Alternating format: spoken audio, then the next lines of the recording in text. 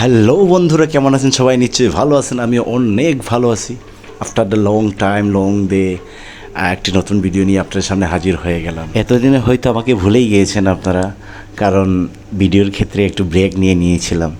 So আবার ফিরে আসলাম আরও একটি নতুন ভিডিও নিয়ে আপনাদের সামনে। আপনারা হয়তো আরেকটা জিনিস লক্ষ্য করে থাকবেন, আমি প্রায় সময় মণিপুরীদের বিভিন্ন বিষয় নিয়েই ভিডিও করে থাকি। আজকেও এর ব্যতিক্রম নয়। মূলত আজকের বিয়েটি আমার বড় ভাইয়ের ছিল। সো ভাবলাম এই বিয়েটাকেই নিয়ে একটা ছোট্ট করে ব্লগ ভিডিও আপনাদের সামনে তুলে ধরি। যাই হোক, মূল টপিকে চলে আসি। ভিডিওর শুরুতেই আপনারা দেখলেন যে বর কনের বাড়ির গেইটের সামনে। সো এখানে যেটা হয়, সাধারণত মণিপুরীদের বিয়ের মণ্ডপ মেয়ের বাড়ির কনের বাড়ির উঠোনে বানানো হয়ে থাকে। তাছাড়াও বিভিন্ন মন্দিরেও হয়ে থাকে, কিন্তু বেশিরভাগই মণিপুরীদের বিয়ের মণ্ডপ মেয়ের বা কনের বাড়ির উঠোনে বানানো হয়ে থাকে। তো এখানে যেটা হয় সেটা হচ্ছে বরের পা ধুয়ে দেওয়া হয়। বরের পা ধুয়ে দেওয়াটা আমাদের ধর্মীয় রীতি। তারপর বর ভিতরে চলে আসে। তারপর ওখানে যারা মুরব্বী থাকে তাদেরকে ভক্তি দেওয়া হয়। তারপর বরের বসার জন্য আলাদা করে একটা জায়গা রাখা হয়, সেখানে বর গিয়ে বসে। আর যখন জামাই বসে গেল তখন ওই সুযোগে আমিও কনের বাড়ির ভিতরে চলে গেলাম। তারপর কনে সেজে গুজে বসেছিল, আর আমিও ছোটো করে বিভিন্ন ভিডিও করলাম, ফটো তুললাম। কনের বিভিন্ন আত্মীয়রা কনের সাথে দাঁড়িয়ে ফটো উঠালো। সো আমি ওই ফটোগুলি তুললাম। বিয়েবাড়ি তো বুঝতেই পারছেন কত রকম মানুষ আসে, আর সুন্দরী সুন্দরী মেয়েরাও, বুঝতেই পারছেন ব্যাপারটা। যাই হোক, তারপর আমি বাইরে চলে আসলাম। বাইরে আসার পরে দেখলাম যে বর মানে আমার বড় ভাই, আমার মা বাবা এবং যারা এখানে আন্টি বা আমার আত্মীয় স্বজন যারা রয়েছেন মুরব্বী, তাদেরকে লেইচন্দন এবং কোয়াপানা তাংরা দিচ্ছেন। এটা আমাদের ধর্মীয় রীতি। লেইচন্দন বলতে চন্দন এবং ফুল, যেটা বাটিতে দেখতে পাচ্ছেন। আর কোয়া তাংরা বলতে কলার পাতা দিয়ে সাজানো সুপারি এবং পান। এবং সবার শেষে কনের মা এবং কনের আন্টিদেরকে লেইচন্দন এবং কোয়া তাংরা দিয়ে ভক্তি দেওয়া হয়ে থাকে। আর যে সময়টাতে লেইচন্দন এবং কোয়াতাংরা দেওয়া হচ্ছিল, সেই সময়টাতে বাইরে কিন্তু কীর্তন চলছিল বিয়ের মণ্ডপের ভিতরে। মণিপুরীদের কীর্তন কিন্তু খুবই সুন্দর হয়ে থাকে। আপনারা হয়তো শুনে থাকবেন খুবই প্রসিদ্ধ একটি নাম, পুংচলম। ওই পুংচলম মণিপুরীদের প্রতিটা ধর্মীয় অনুষ্ঠানে আপনি দেখতে পারবেন, লক্ষ্য করতে পারবেন। তারপর চেইন কিংবা আংটি পরানোর পালা আসে। প্রথমে কনের দিক থেকে কনের ছোটো বোন যদি থাকে, আর যদি না থাকে কনের চাচাতো বোন, আর যদি সেটাও না থাকে তাহলে রিলেটিভ কোনো বোন হতে হবে। মোট কথায় রিলেটিভ হতে হবে। তারপর তো বুঝতেই পারছেন, মিষ্টি খাওয়ানো, জুস খাওয়ানো, একটা চল তো আছে ওই। তারপর চেইন কিংবা আংটি বোরকে পরানো হবে। তারপর আর কি, তারপর ছোটো করে একটা মিউজিক।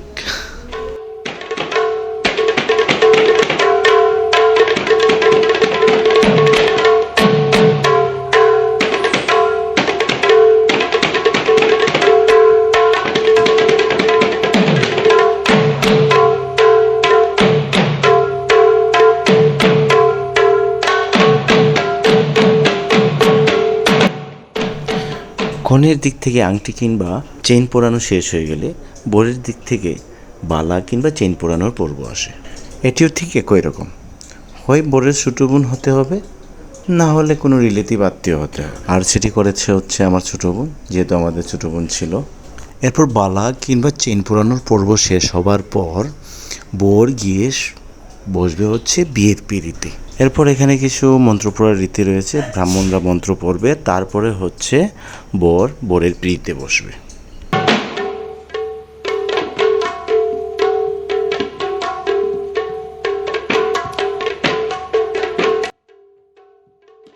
তারপর বিয়ের অনুষ্ঠানের পর্ব শুরু হয়।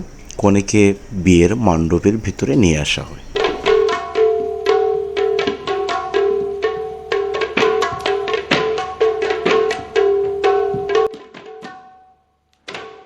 এরপর হিন্দু ধর্মের রীতি তো বুঝতেই পারছেন, বিভিন্নভাবে 7টি চক্কর দেওয়া হবে।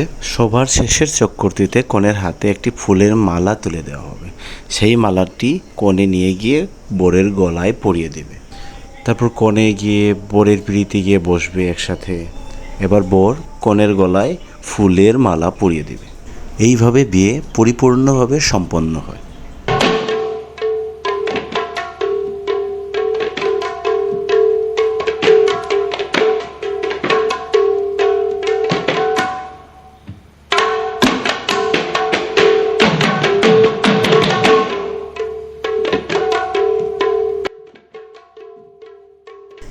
এরপর কনে এবং বরকে কনের বাড়ির ভিতরে নিয়ে যাওয়া হয়। মণিপুরীদের প্রতিটা বাড়ির ভিতরে কিন্তু ঘরের দেবতা আলাদা করে ঘর বানিয়ে রাখা হয়, সেখানে নিয়ে গিয়ে ভক্তি দেওয়ানো হয় এবং আরও বিভিন্ন ধর্মীয় রীতি রয়েছে, সেগুলি করা হয়।